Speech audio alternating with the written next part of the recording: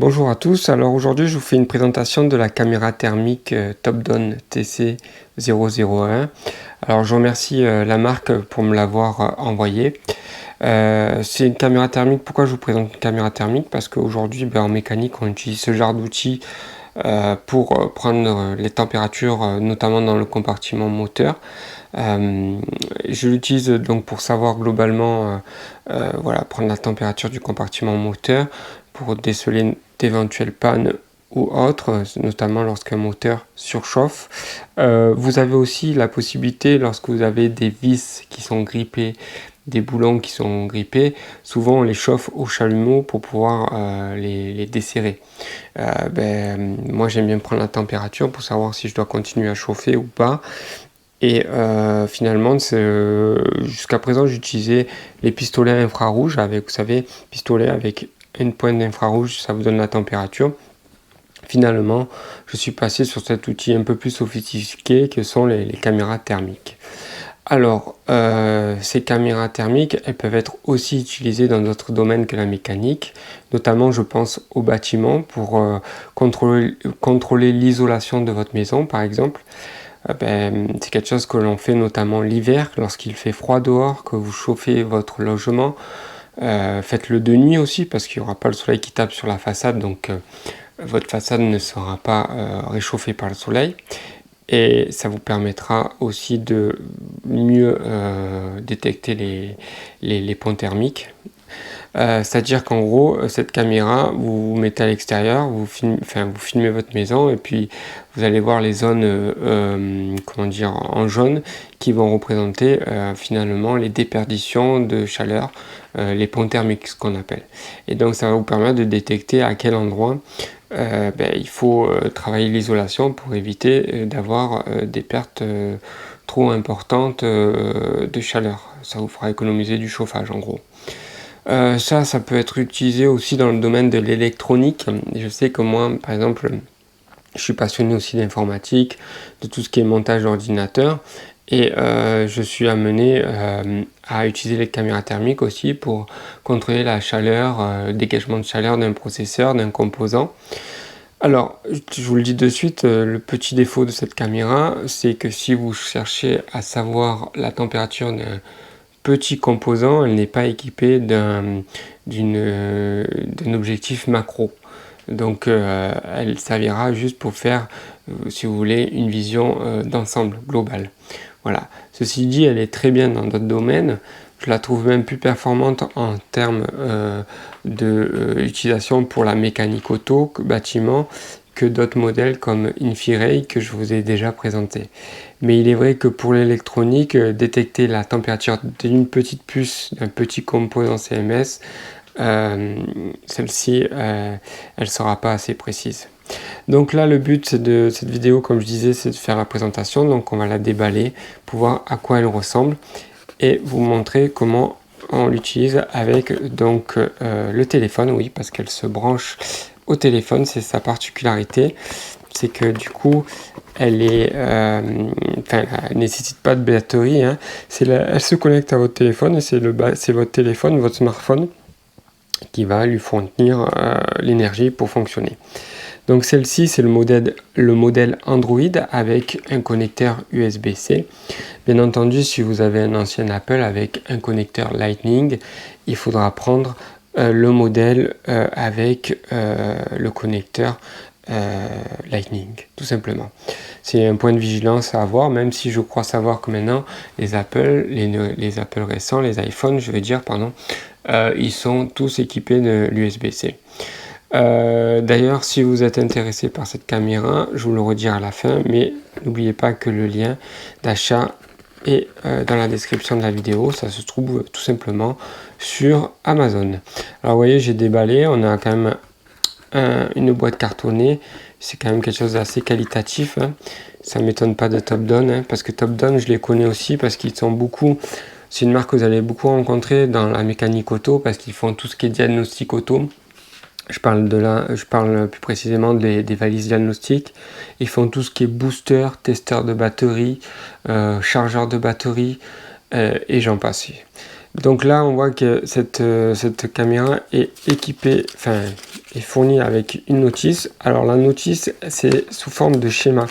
Donc pas besoin d'être en anglais, en français, etc. Comme on peut le voir, ce sont des étapes, tout est schématisé, donc c'est compréhensible par tout le monde.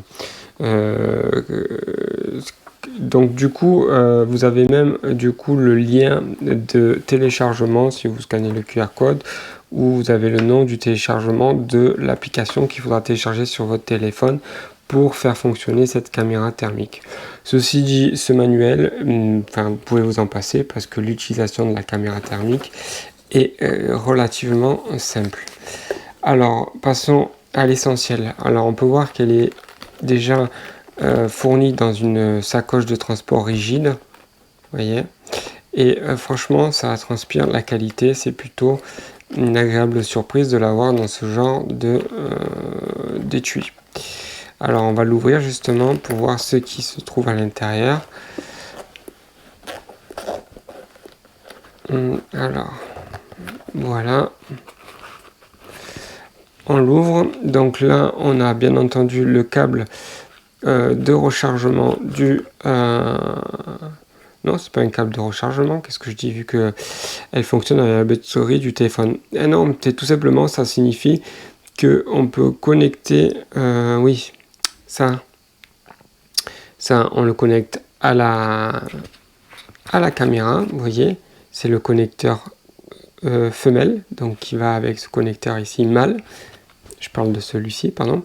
Et ça, on peut le brancher donc sur le téléphone avec une rallonge, mais ça veut dire aussi que certainement, vu qu'on a de l'USB-C, qu'on peut le connecter, même c'est certain, sur un ordinateur, du coup. Vu qu'on a cet adaptateur USB-C, USB-A. Voilà, donc la petite, après on a un petit chiffon, un petit essuie lentille, objectif, pour essuyer l'objectif de la caméra qui est ici, s'il y a des traces. Alors la caméra en elle-même, vous voyez, elle fait cette taille-là par rapport à ma main. Elle est petite, hein, quoique plus grosse que la caméra thermique que je vous avais présentée de la marque Infinity. Mais franchement, elle est jolie. Beau coloris bleu métallisé, beau design, je trouve. Voilà, vous voyez, avec l'USB-C là et ceci. Donc passons directement à son branchement sur le téléphone. Alors sur le téléphone, on va la brancher sur le connecteur USB-C, c'est-à-dire c'est le connecteur qui me sert à charger le téléphone en fait. Donc vous la branchez là, et là on va donc ouvrir la caméra, enfin allumer le téléphone. Donc là moi il me l'a reconnu de suite parce que j'ai déjà installé l'application, mais après il va falloir aller donc forcément sur Play Store. Bien sûr, si vous êtes sur Apple, c'est Apple Store.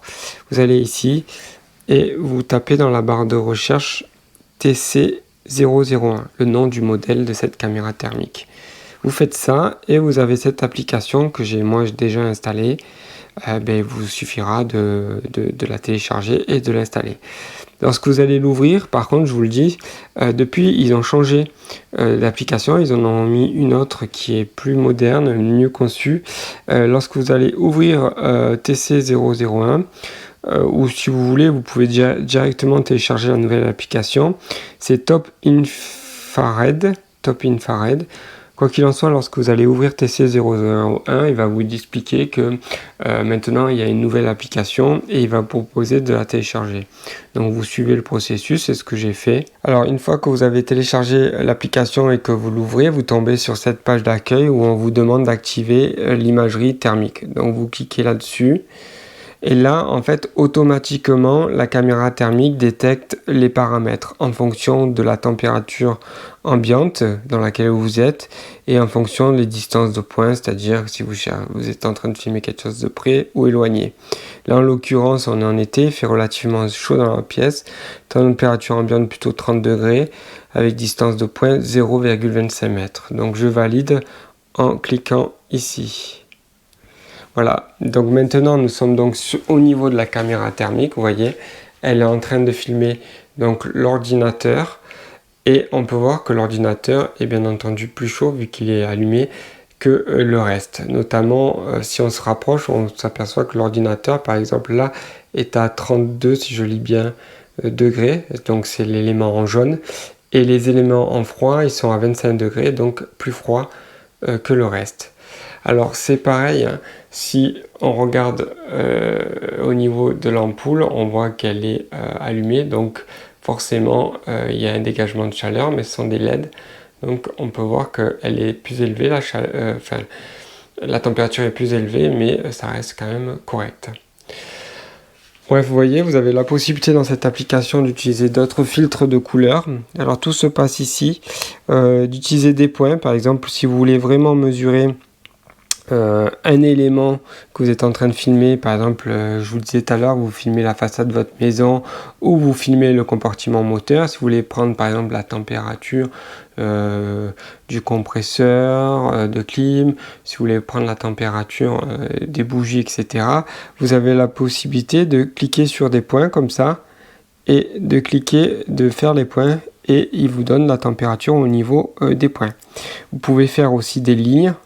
Alors, vous voyez, et là, il vous donne la température de la ligne avec bien sûr une moyenne en fonction du trait. Vous pouvez faire un plan, vous voyez, un carré, etc. Et puis, vous pouvez tout supprimer et remettre, par exemple, des plans. Voilà, là, si je fais un plan, on peut s'apercevoir la température la plus froide au niveau du plan, la plus chaude, elle est marquée par un point rouge, la plus froide par un point bleu, et on a une moyenne. En fait, on peut vraiment faire pas mal de choses. C'est pour ça que je disais que c'est quelque chose qui est assez sophistiqué. Si vous cliquez ici, vous avez même la fonction image dans l'image en appuyant là. C'est quoi? En fait, vous avez une image du réel en haut à gauche, vous voyez, on voit, et le reste de l'écran, c'est la caméra thermique. On peut même régler la transparence en cliquant, en appuyant ici, et gérer la transparence de cette façon-là. Là, par exemple, si je réduis la transparence à son maximum, on peut voir qu'on est dans mon bureau, c'est le bordel d'ailleurs, et que le reste, c'est la caméra thermique. Ça permet d'intégrer des images réelles en plus de la caméra thermique. Voilà, tout simplement. Ça permet de mieux se situer, si vous voulez, par rapport à ce qu'on a à l'écran, parce que des fois, la caméra thermique, ça ne nous parle pas. Voilà, bon, c'est pas quelque chose que j'utilise, je vous l'avoue. Après là, si on appuie ici, on a différents filtres. Savoir que ici, on a donc tout ce qui est chaud qui est de couleur rouge vif, tout ce qui est froid qui est plutôt bleu. On peut changer, on peut mettre différents filtres aux couleurs pour changer la tonalité. Par exemple là, ça serait plutôt noir le froid et blanc le chaud. Ça dépend de vous. Alors moi, j'avoue que on remarque encore ce filtre, il est bien, mais j'ai plutôt pour habitude d'utiliser du classique. Après, si on appuie ici, on peut régler le contraste, le détail. On peut mettre même une alarme si par exemple on atteint une température, que ce soit une température haute ou basse. Voilà, on crée une alarme. Il y a vraiment pas mal de choses à faire. On peut faire pivoter l'écran. On peut rajouter du texte apparemment. Et miroir. Bon, il y a pas mal de fonctions que je n'utilise pas, mais il est vrai que ça a l'air sympa. Elle mérite d'être approfondie en tout cas. C'est vrai que cette nouvelle application là, Infrared, Infrared, ça a rajouté toutes ces fonctions là et finalement c'est un plus. Alors si on va sur si on clique ici, on voit qu'on peut utiliser la caméra sur une plage là. Donc là c'est la plage moins 20, 150 degrés. Si par exemple on est au-delà de 50 degrés, donc il y avait un message, je ne sais pas ce que c'était, là ça va de 150 degrés à 550. Par exemple si vous prenez la température d'un four ou d'un moteur quelque chose qui dépasse 150 degrés en tout cas. Bon, en tout cas là c'est pas le cas, donc je suis plutôt sur cette plage de température qui est de moins 20 à 150 degrés. Je pense que c'est celle-là que vous utiliserez le plus couramment. Quoi qu'il en soit, il faut savoir que toutes ces options existent. N'hésitez pas allez les voir si vous avez cette caméra, parce qu'elle vous ouvrira la voie à plein de possibilités. Alors, je voulais vous parler aussi de quelques spécificités techniques, sans prendre trop de temps là-dessus, mais la caméra, vu que je vous parle de la température, en fait, elle est compatible sur une plage de température qui va de -20 à 550 degrés. C'est pas précisé sur l'emballage, mais la précision de température est plus ou moins 2 degrés, ce qui en fait ce qui fait de cette caméra une caméra très précise par rapport à d'autres caméras étant sur le même principe, c'est-à-dire branchée au téléphone. Elle est plus précise, par exemple, alors j'ai plus en détail les précisions de la caméra Infiray, mais je sais que la Topdon est beaucoup plus précise que celle que je vous ai présentée sur Infiray. Voilà, ben écoutez, je pense avoir fait le tour de cette caméra. Bon, c'est vrai que les fonctions, je les ai pas trop approfondies, mais bon, je les ai pas utilisées, donc je les maîtrise pas. En tout cas, n'hésitez pas à commenter si vous avez des questions et que je peux y répondre. N'oubliez pas le lien d'achat, la référence de cette caméra, c'est dans la description de la vidéo. Vous trouverez ça sur Amazon. Et puis voilà, n'hésitez pas à liker, à vous abonner si ça vous a plu. Pour ma part, je vous dis à bientôt. Au revoir.